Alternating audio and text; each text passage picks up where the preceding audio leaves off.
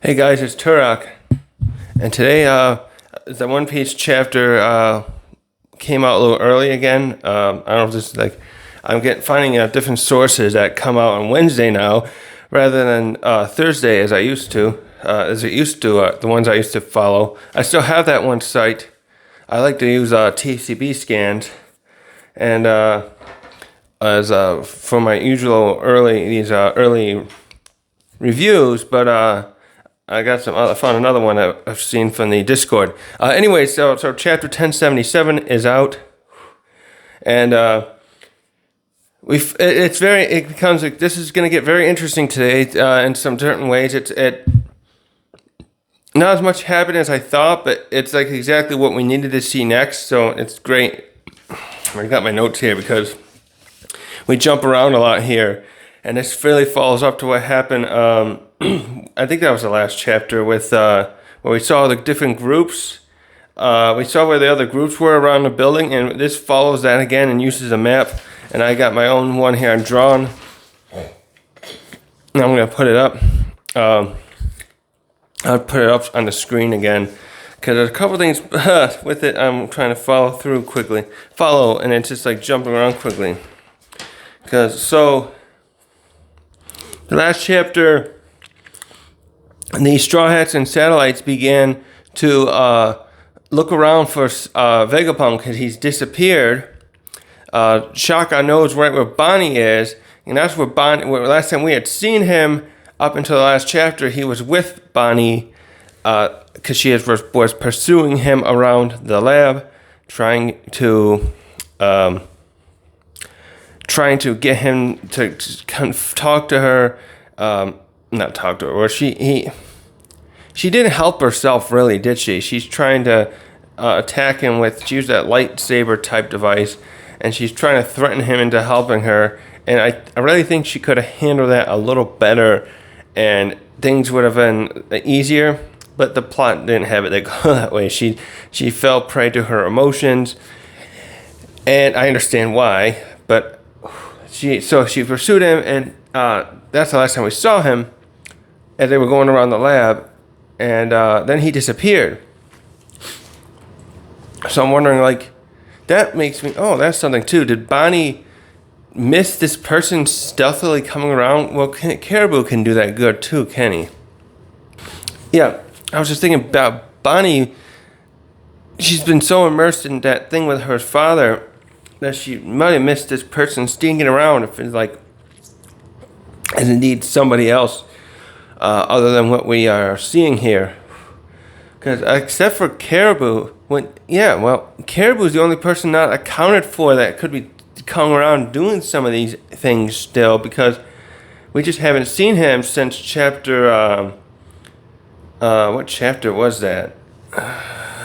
Okay, yeah. Chapter 1065 was the last time we saw Caribou when he made his presence known to Brook and Zoro on the Sunny. So we're 12 chapters later and we still haven't seen him, unless that was him in the I think that was last chapter. Was that the last chapter? Hold on, let me bookmark this. I'm still trying to keep all these little things together, because for me there's so much happening. I've had to make notes and everything. So let's see, bookmark that. Okay, so let's go to the end here.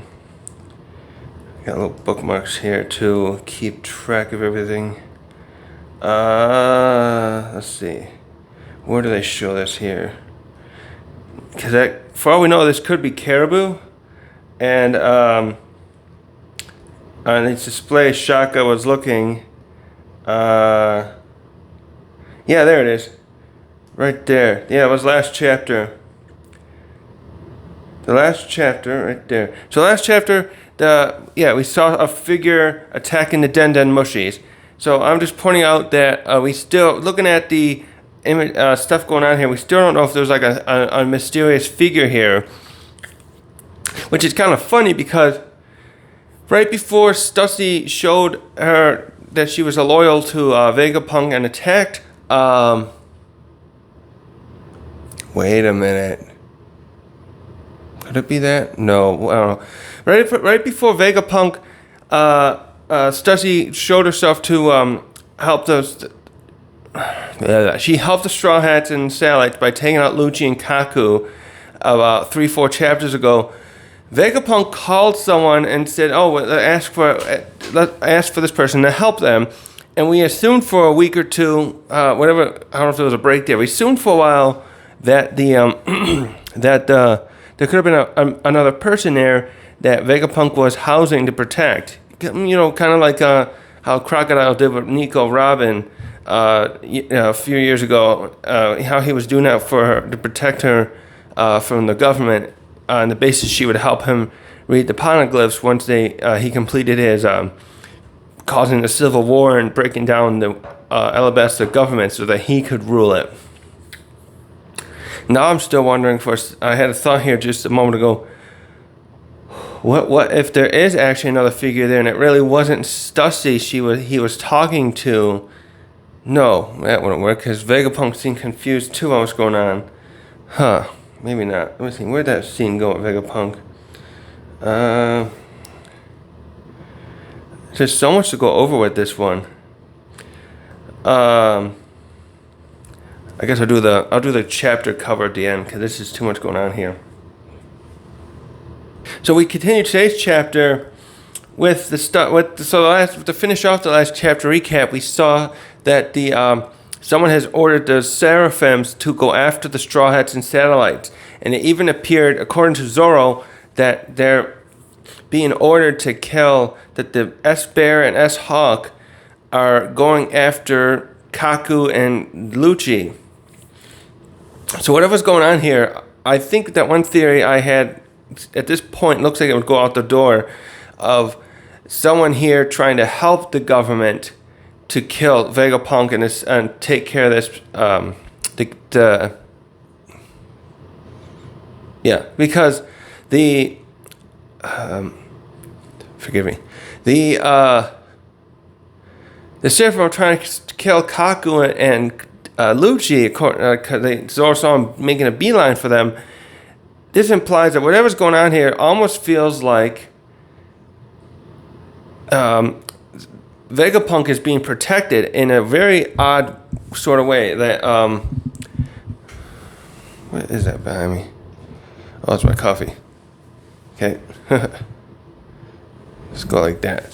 I'm sorry, my thoughts are just everywhere with the theories on this one. Oh man, it's like that. Everything. I'm trying to keep myself in the center. So, this is gonna piss me off.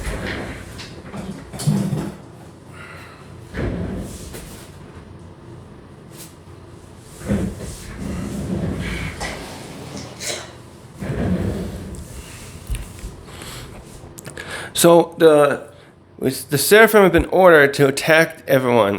Apparently, or not apparently. They're going after everyone. It's hard to say for sure if they're just... Actually, the way it looks like is it's just going after the satellites, as we'll see here today.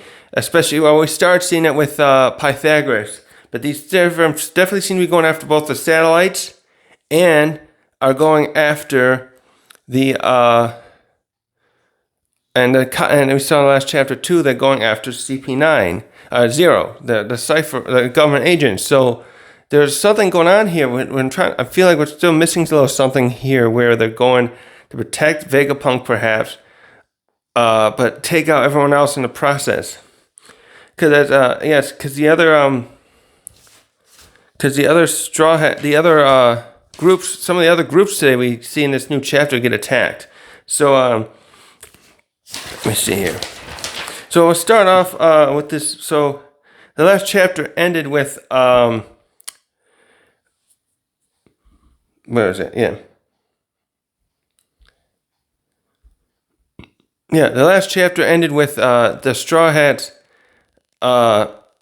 In this part that relates to this, the last chapter also ended with showing Shanks, but that's not important to today's chapter.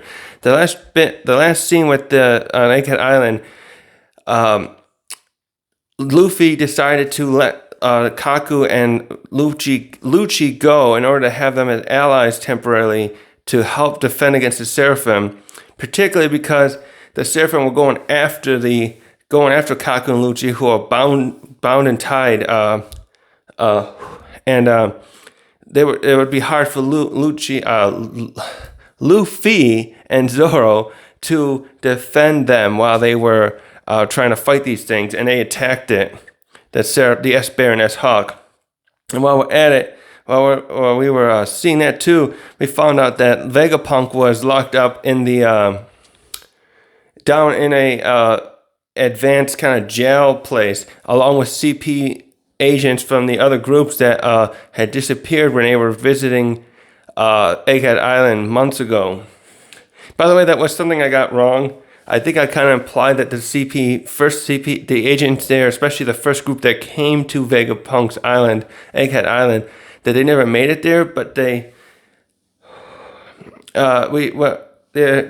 what I got wrong there was that the first group, specifically for sure, did go there and make an inspection of Egghead Island, and it was when they were leaving the island that the sea beasts attacked them, and these guys were kidnapped. So I don't know if the CP7 and 8 groups had made it there to do any inspections, or if they were intercepted, as I was speculating all of them were on the way to Egghead Island. So, let's just jump to the new chapter then. So we begin today's chapter with, well, I guess we can go over the chapter cover. We get a cover page 1 again, continuing the story with about Mads, and we jump back to the present finally with Judge and Caesar having beat the snot out of each other, kind of coming to an agreement that that Vegapunk got in their way somehow, because they were I think the last thing they visited with them was that it was that they were fighting over like who's number 2. That was the last past bit. Other than like we saw that Vegapunk saw the girls say. So yeah, here we go.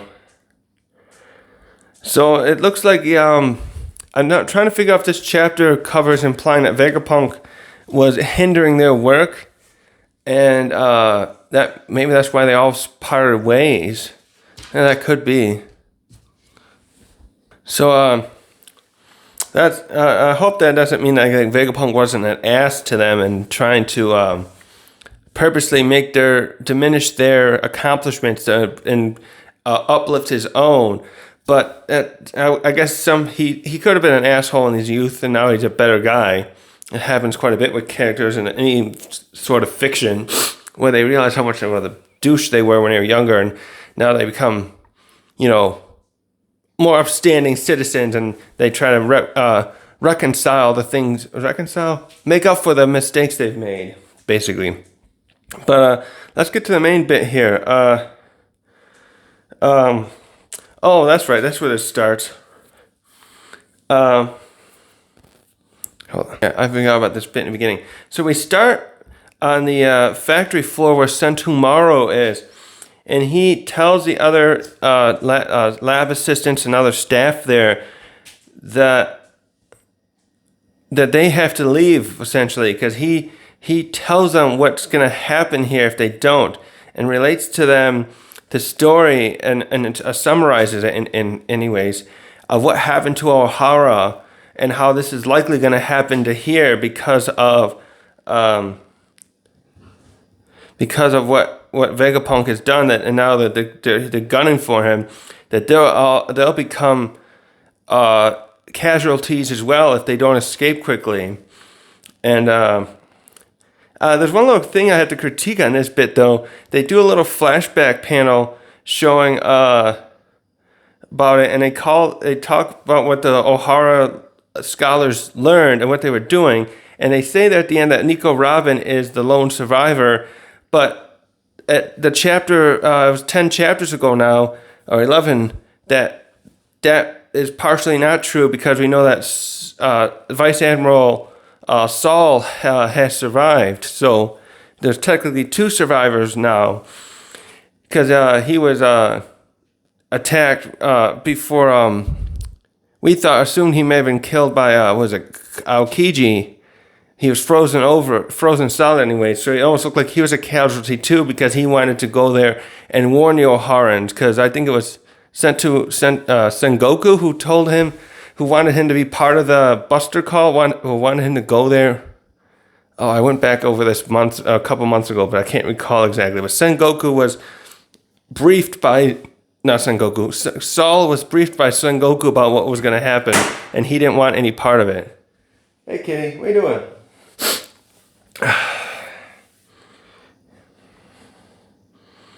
Yeah, so Sentomaru warns them about this and tells them what's going on, that they're going after Vegapunk, so you guys have to leave.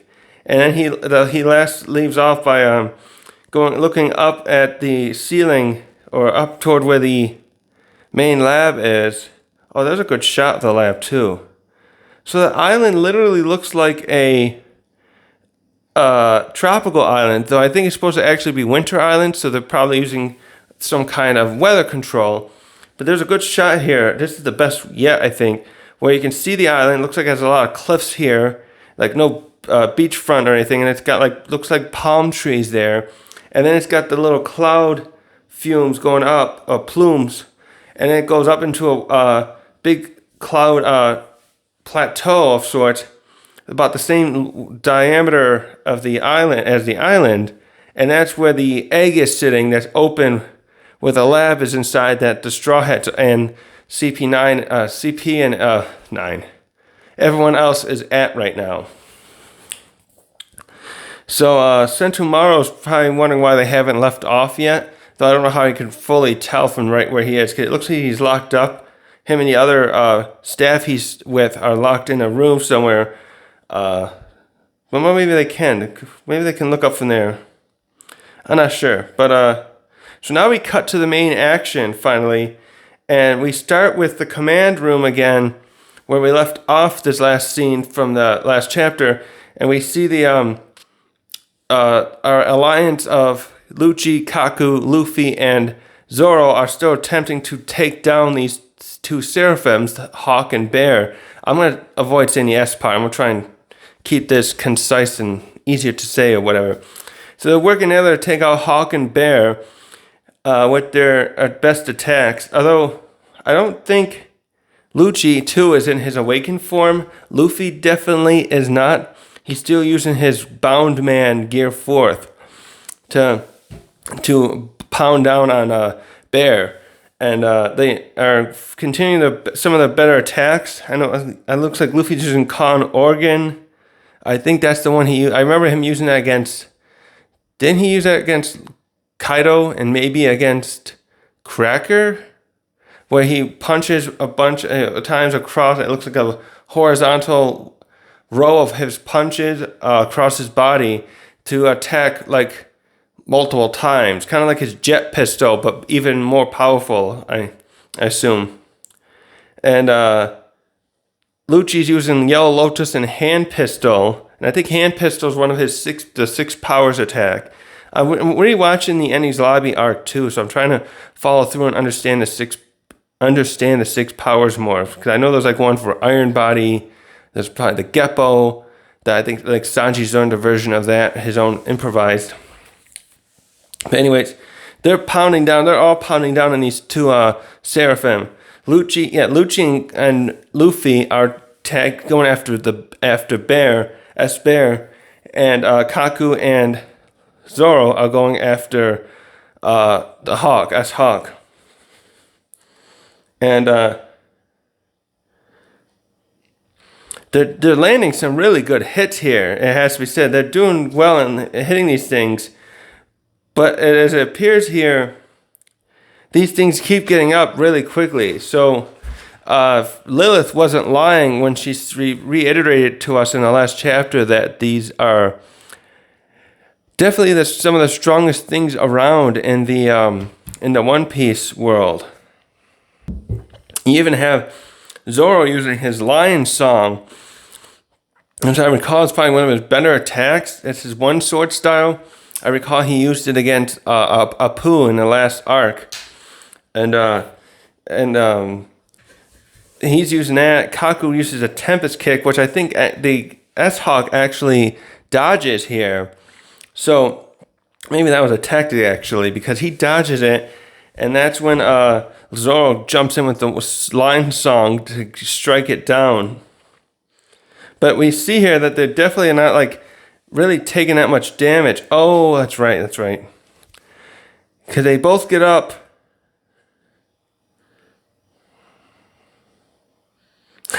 They both get up here, and you see the flames behind them. I had to remember this myself. They're going to reiterate this here in a moment with the story, but yeah. So we're about to see here is like, what's going on here is the Seraphim, it's not their durability per se that is making these attacks from the 4 attacking them ineffective. They are in fact making use of their Lunarian DNA to block these attacks. Now, a little recap. When Zoro fought King in the last arc, he had to time his attacks just right with King, because when he ignites these flames on him, it makes him invincible. It made him invincible to Zoro's attacks. And what is happening here is the exact same thing with the Seraphim, these Bear and Hawk. They are using the flame powers of the Lunarian lineage to block these attacks. So it's very similar to me, kind of like how Kaido and Big Moms are nearly invincible themselves, except when Luffy and others who were able to use the the advanced haki against them. Actually, that makes me wonder, would that work against Lunarians or these Seraphim using Lunarian powers? Does Zoro learn how to use the advanced haki? I have to look back on that. But we get the little exposition of sorts here from Zoro, who finally realizes that these things remind him of King. And then he says this aloud, and we get a little information from Shaka, and he realized that Kaido's crew had a Lunarian, and Luffy Zoro's like, I didn't know what he was from. I knew he was I just knew he had these flame powers that made him invincible, and we find out from Shaka, he knows right away who King is. He says that was probably Elber, a test subject that had escaped from Punk Hazard with Kaido. We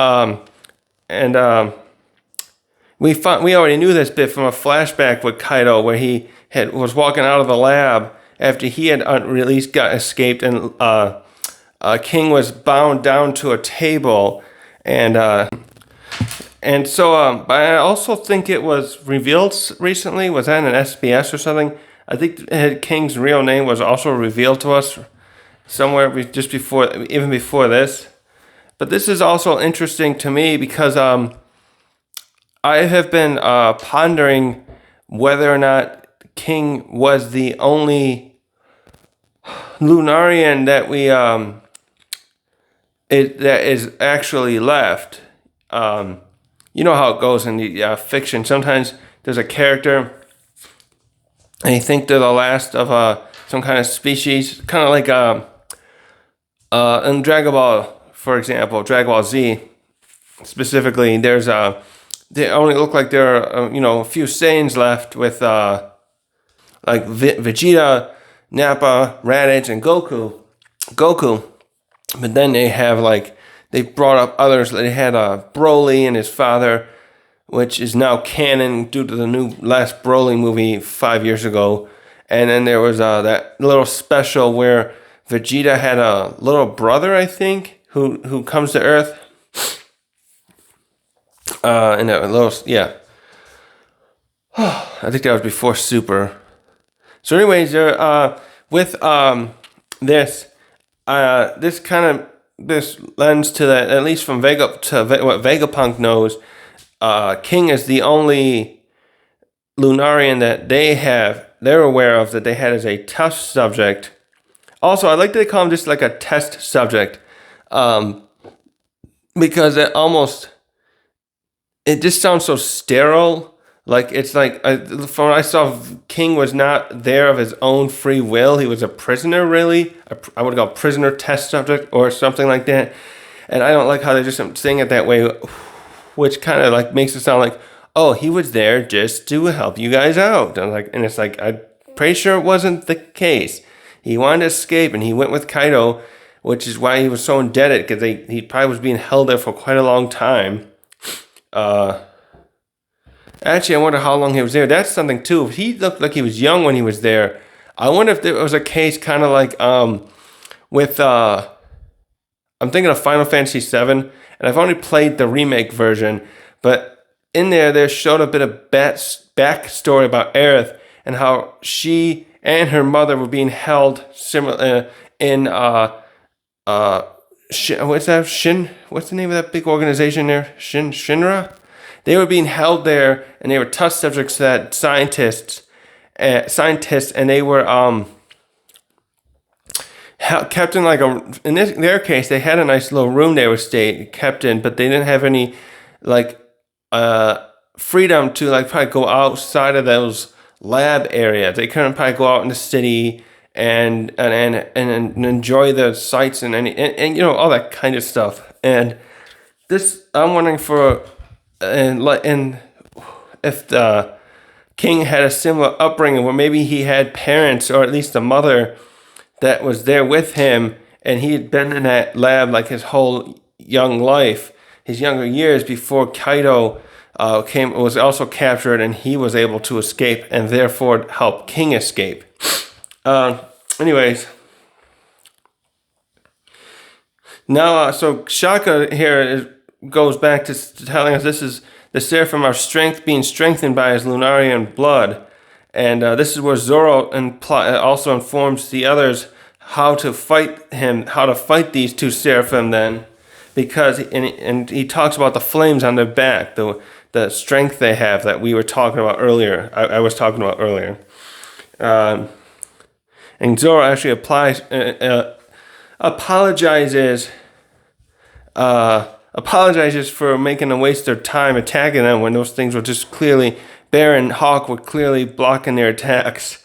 But there's a funny moment here though where Zoro says that he recounts how King's features were the same way as what these two have, and the other three all yell at him like, you didn't notice until now that these things had the same traits, the hair, the skin color, and the black wings. And they're all pissed that they get a little pissed at, actually, even though like Lucci actually is the one who apologizes, not apologizes, when Zoro apologizes is saying it's fine, at least we know what to do. But then they all get a little pissed. Even Luffy is like, really, like, you didn't tell us, you didn't recognize that right away. And this something else of Zoro that was supposed to be his major trait that commonly used for humor, but it's also like his whatever. But it's like he always gets lost. He has no good sense of direction and is endlessly getting lost in like he did it in Sabaody. I can't remember the other instances now, but that's always a thing. Because even a couple chapters ago, when the Straw Hats broke up to begin the search for Vegapunk, they didn't want Zoro to go around by himself because he'd get lost, and he just insisted on him staying here with Luffy, which turned out to be a good thing, since two Seraphim are here, and Luffy at that point would have had trouble trying to protect Kaku and Lucci without help. So, while this is happening, Shaka the whole time here, and we see him off to the right side in a panel above when the Seraphim are getting up right after the last bit where the four of them attacked the two to try and bring them down. He's just standing there watching the fight the whole time, and he was just talking right. So he decides to start walking away, and Luffy notices this and asks where you're going. Why are you leaving, or where are you off to? And he says he thinks he knows where the Stella is being held. so this bit is very interesting, and it's something that I think we gotta pay attention to down the line, because what made him take so long to leave now? Why didn't he do this sooner? I don't know, because he's just been standing there watching the other guys fight. It's just, I don't know, something about Shaka still bugging me, even though we'll get to that. So while that's happening, that's right, as he's leaving, oh yeah, S-Hawk actually tries again to go after this Shaka and to kill him, and Zoro blocks the attack. And the fight seems to be resuming, but we leave this bit for the rest of this chapter. And then now we jump to the floor below, where where's my notes? Where the group with Nami, Edison, and Brooke are right below them, the floor below, and these guys are attempting to fight off what did they call him? S-Shark? Jinbei's, I think it was Shark. Jinbei's Seraphim. And Nami goes after her, uses summons Zeus to fight him, and tells him, like, don't, what do you call it? Tells Zeus, like, even though this thing looks like a kid, don't let your guard down. Just use everything you got on it. And she's going after it first here, and at least in this panel, because this thing must have came out of nowhere and jumped them, and it's already attacked Brooke, and it tried to kill Edison, and he appears to be knocked out here, and it looks like Brooke's head is actually off his body. Oh, it is. Hold on. I didn't know that Brooke could do that, unless I missed something in that older panel chapter. Brooke's head has been ripped off his body, but I assume that won't do anything to Brooke, because his body's just a skeleton now his soul's inhabiting. That's a good question. Can Brooke effectively be similar to like Buggy, where if you just slash him with a regular sword and you cut some parts of him off, if like the joints, especially if it's like just disconnected at the joints, can't he just put them back on?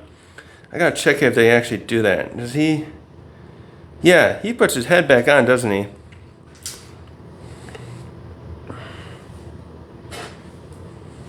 So Nami's pissed at this thing because he has attacked her attacked Brooke and Edison, and she summons. She's kind of sad because she's having a similar problem to like when Bonnie saw the police officer Seraphim that looked like Kuma. She's feeling bad because this thing looks just like Jinbei, and she doesn't want to hurt it. And but she's upset. She knows she has to because it. Wait, come here. My cats are joining me. She knows she has to because it attacked them. So clearly it's gonna. She has to defend herself, and she probably wants to avenge them at the others at this point. Come on, move. Come on. You gonna sit here? All my cats are gonna help me today, apparently. I got Diane here. You gonna sit here and help me? So, she, when Zeus comes out, I don't know if, and that's interesting, I don't know if Zeus can see what's going on while he's inside her staff, but he seems to be channeling her anger, and he's like, you're right, I won't hold back. You don't hold back. Let's do this together. And he summons a thunderbolt attack. He turns into his dark cloud form, and he goes right through S-Shark with his attack.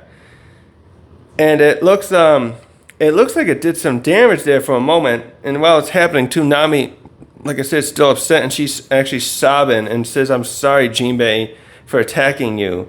But as the shark falls down, he uses his devil fruit, Senior Pink's devil fruit, and he falls into under the surface of into that meta water thing he does, and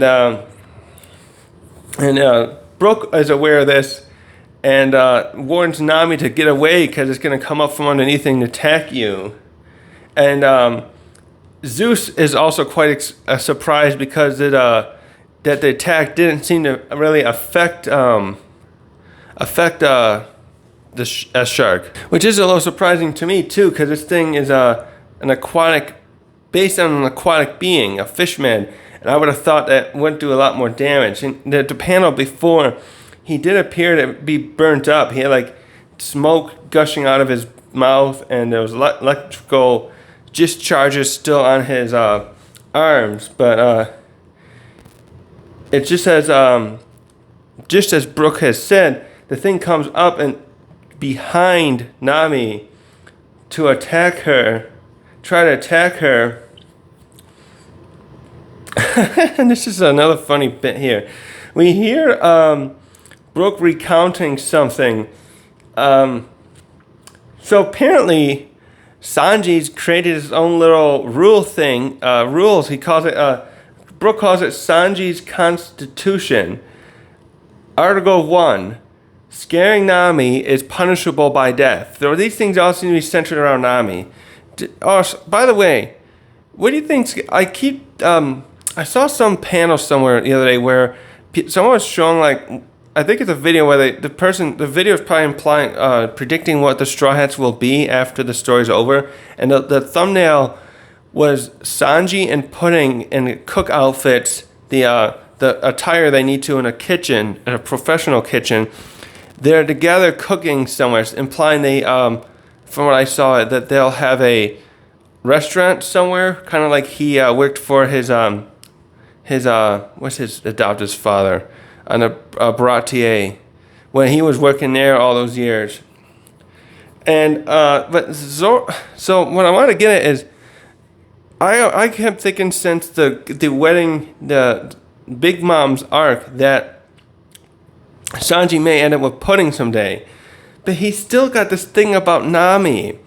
I don't know what Oda's going to go with this. Will Sanji be able to get married to someone and stay loyal to them? Or is he going to have this problem no matter what, where he's going to be obsessed with Nami, obsessed with Pudding? He's obsessed with everyone, right? All these women, Robin. And the flip side too, with Luffy and Boa, I know Toriyama did it with Goku, because Goku was similar to Luffy, and Goku ended up having 2 sons.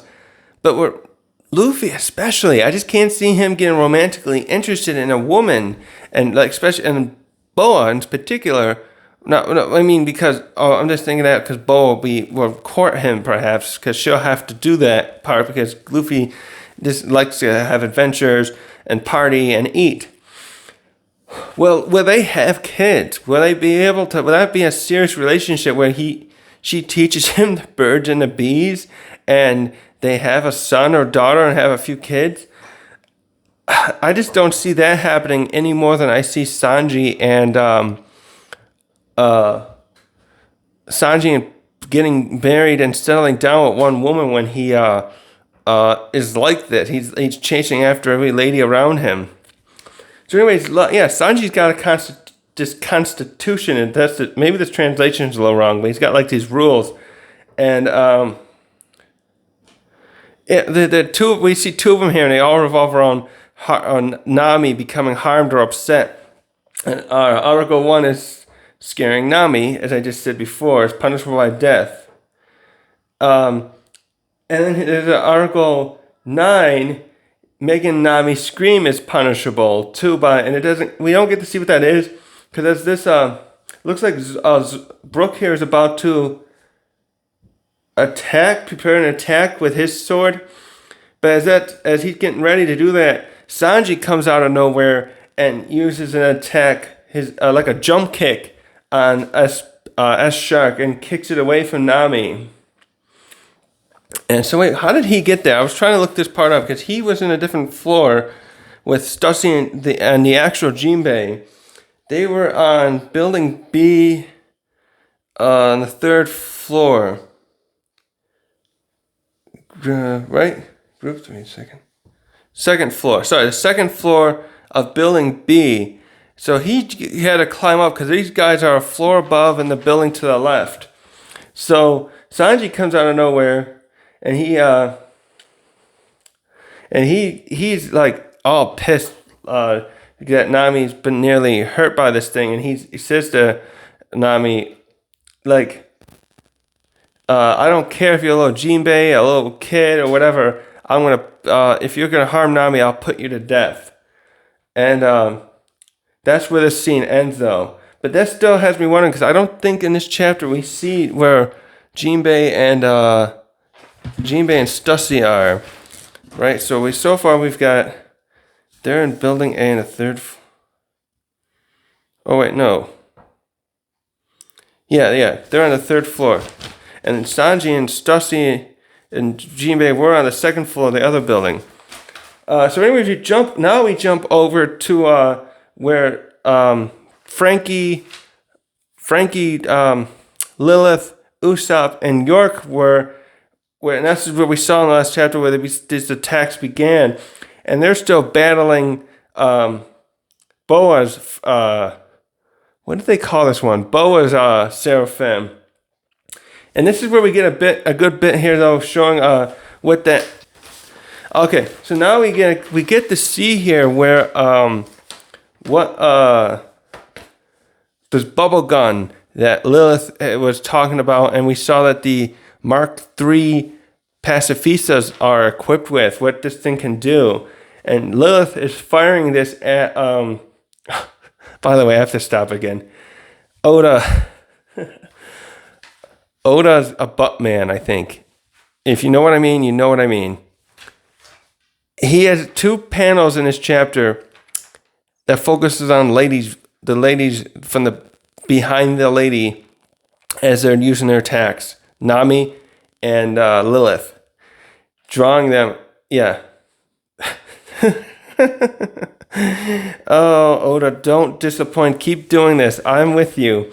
He has a panel. It was Nami when she fired her summoned Zeus out of her pole, whatever it's called. I don't know the name of her weapon anymore. And Lilith, she's firing a bubble gun as Boa's Seraphim is coming after her. And it's a good drawing. Anyways, so if she fires the bubble gun and it hits the Boa by the face, by her ear. It looks like her left ear. And Usopp at first thinks that this didn't do anything, but Boa actually just falls and collapses right on the floor. I'm sorry, I'm going to keep referring to her as Boa because I forget what they called us. The code name for her Seraphim is. I know that we had Hawk, Bear, and what's the fourth one again? Shark. Hawk, Bear, and Shark. But I don't remember what her is. It just Snake? Oh, I think it is. It's probably just Snake. Am I right? Snake? I think so. So wait a minute. What would that make? Oh, I was just thinking because we still haven't seen the others. If they have the other Seraphim for I'm thinking back to these are all being made after the Warlords, and we have it looks like they're going right now. It's all the original Warlords that from when we started the story. So following through with that, there would be Doflamingo, Moria, and Crocodile who are left. And I'm wondering with Moria's, what they call him S-Bat, because with Doflamingo and Crocodile, their names tell you right there what the animal like motif, probably the code name would be. And I'm wondering if what Moria's will be Bat, like S-Bat. And I'm wondering if those 3 are the only ones they made. Did they bother to make ones for Blackbeard or Law, who became warlords, even though Blackbeard was very temporary? I think Law was one for about a year before he allied himself with the Straw Hats and lost it officially at Dressrosa. I'm wondering too if they'll still become part of the story. Anyway, as Snake. So this bubblegum works. And we find out from Lilith that the bubblegum is using energy made from the sea. So the bubblegum here can be very effective against these Seraphim, as well as the like devil fruit users, obviously, because it'll hit them. It's kind of like kryptonite from with Superman and like other Kryptonians when they're on Earth. This thing right away knocks her down and probably drained her of some of her energy. And this weapon against them. So yeah, we found out that this bubblegum gun. I'm guessing this was made with the intent to go disable or disarm or whatever adjective you want to use to stop seraphims like these, because the lets us know how this is because they have the green blood, meaning they got devil fruit abilities. Now the water's the bubble is the bubble. She says not water or the sea. It's made from the sea, so the bubble is a weak point they have. And is Anderson still there? Wait, no, this is Pythagoras here. So Usopp and Pythagoras are exhilarated because they are thinking, okay, we'll be able to survive here, get this over with quickly. And Franky does a smart thing here, and he attempts to jump and get restrain Snake, but we find out that these things are not to be like, you can't take them lightly still. And she quickly recovers and kicks Franky away from him, herself, sorry. Kicks him away from her. And Franky's like, whoa, the effect already wore off.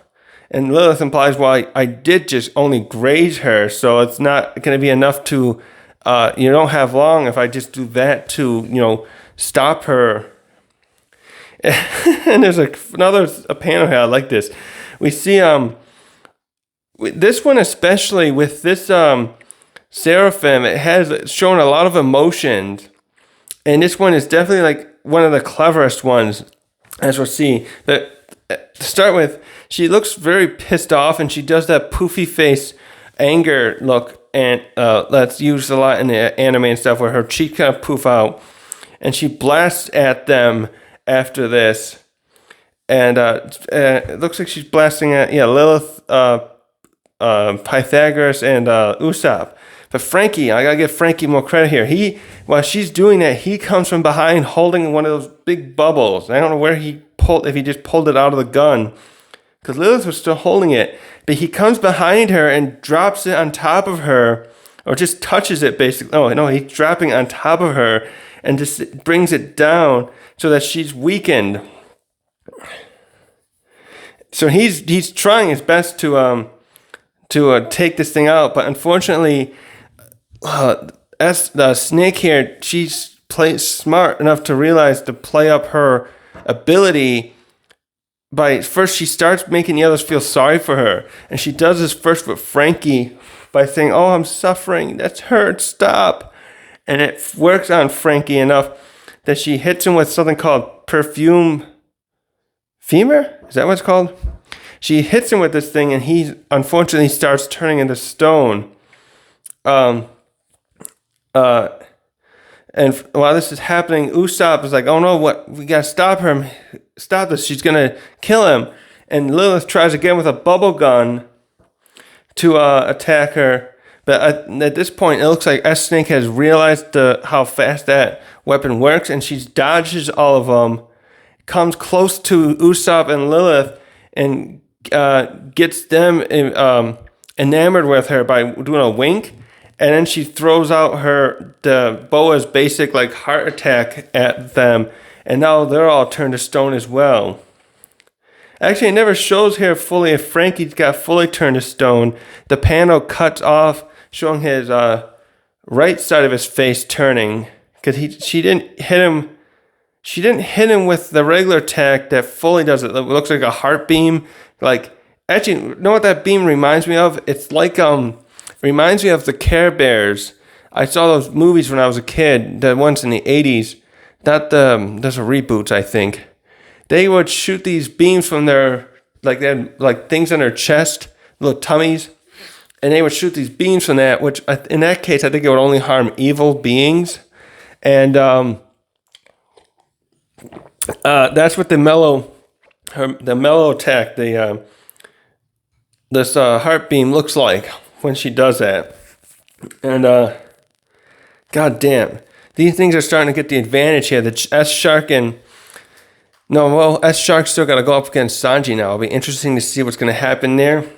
But now we're getting close to the end of the chapter, and we end the chapter now with Shaka.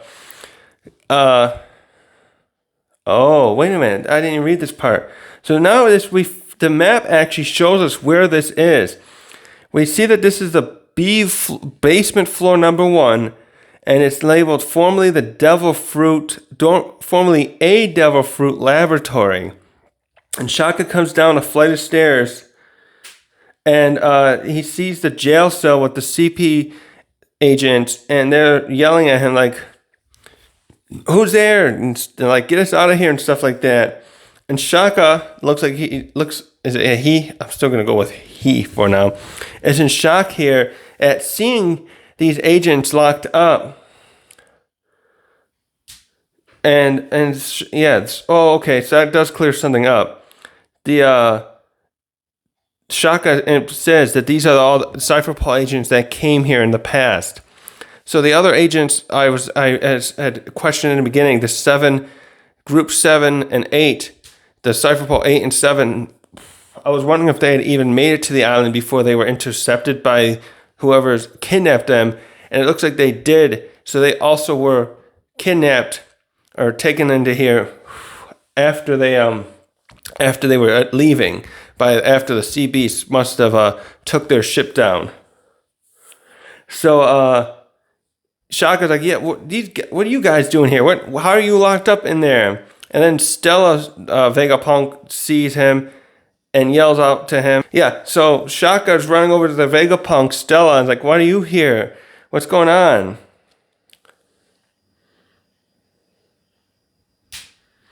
Oh, wait, what is that? So Shaka, as he's running over to Vegapunk in the tube, Vegapunk says to him, who did you come with?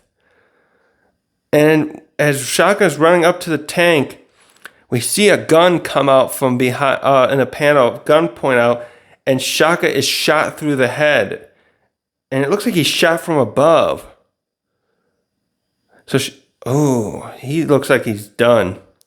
I think Oda even drew blood around his head as the bullet wound passes through. Wow.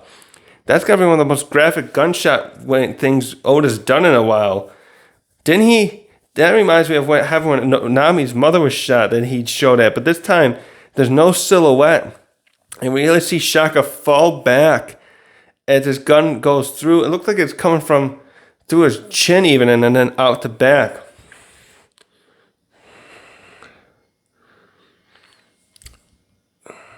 Who is that? So, yeah, the others are like, Vegapunk and the Cypherpol agents all see this, and they're in shock, and they're confused because they didn't see where the gunfire came from. It looks like actually the panel shows, we're shown in the panel where someone was on the stairway where Shaka just came from, and it looks like they're reloading there. And Vegapunk is just, the piece ends with just Vegapunk just in shock. Whew. Sorry, I shouldn't breathe on the mic. Oh, this was a chapter. All the fighting, I didn't think someone followed Shaka down there. Shaka was not being careful enough. Someone was tailing him apparently, and they came there and they realized he was going to find out what's going on, and they took him out. Oh, I assume he's taken out. That looks for sure like it went right through his head. So if he's humanoid and that's where it matters there, he's done for, I think. Because the bullet, Oda shows the trajectory of the bullet going through the front and then coming out the back. And he doesn't show like the brain splatter or anything like that. It's just isn't that graphic, but there's blood for sure there. Whew. So one satellite's down. No, and then the others are just armed. Oh, that's right. And Luth and York and Usopp too has been turned to stone. By the way, have we ever seen it? Could Boa and in turn this S-Snake, can they just reverse the thing as they please on somebody? Well, I hope so. We have to with we hope so with Usopp, because he's one of the main characters now. He's one of the Straw Hats. So now we have two of them are just taken out of the picture because they're stone, and now one for sure looks like they're.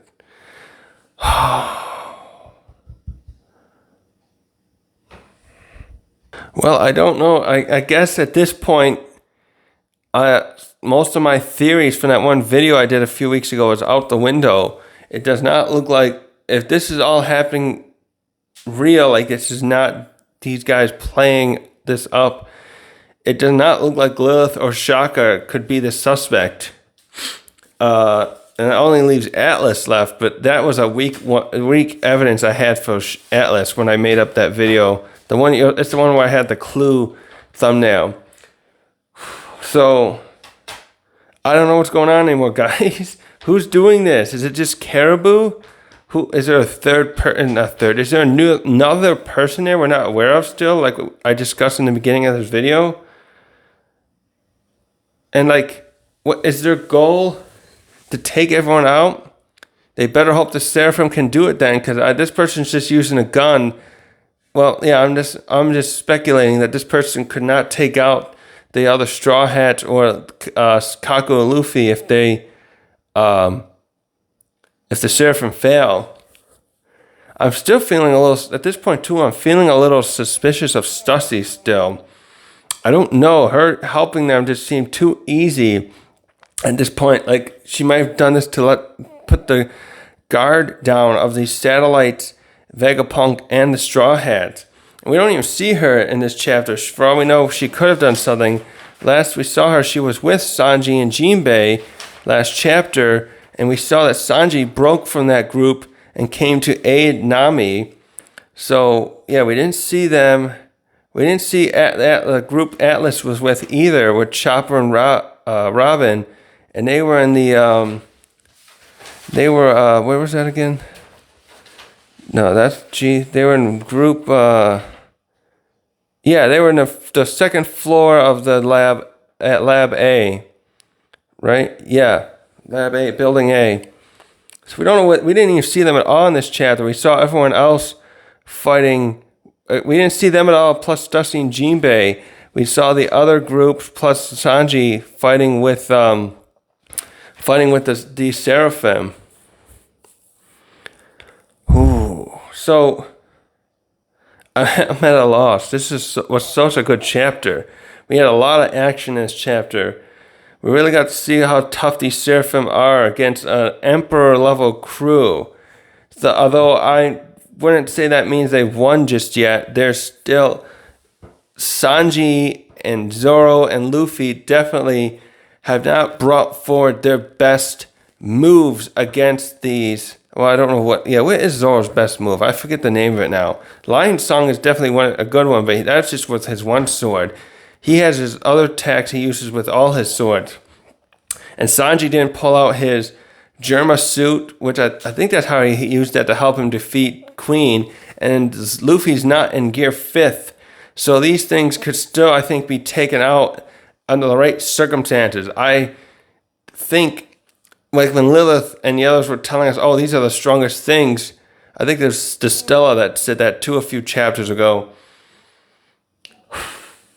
I don't know yet. We'll have to see when. Hopefully, the next chapter will clear some of that up to give us a little better gauge of these things.